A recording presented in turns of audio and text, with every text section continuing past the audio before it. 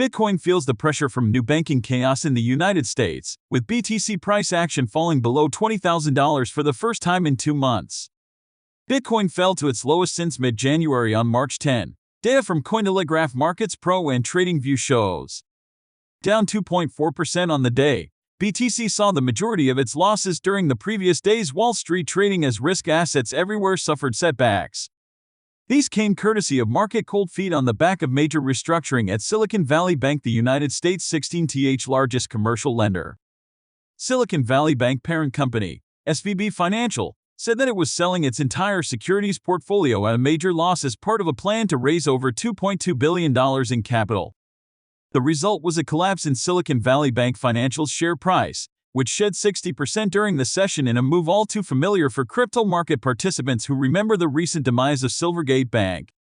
Instead of the FTX debacle, however, Silicon Valley Bank pinned the blame for its troubles on the Federal Reserve and its policy of quantitative tightening (QT), a process of removing liquidity from the economy which has pressured risk assets across the board.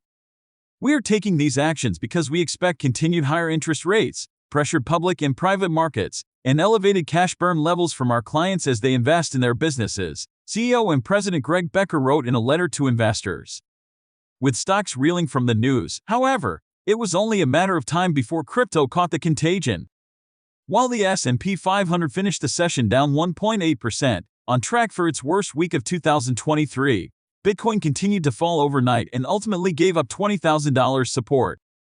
In so doing, it fell to its lowest levels since January 13, erasing 2 months of gains. Reactions to crypto losses varied as Cointelegraph reported. Many already expected a retest of substantially lower levels untouched since the start of the year.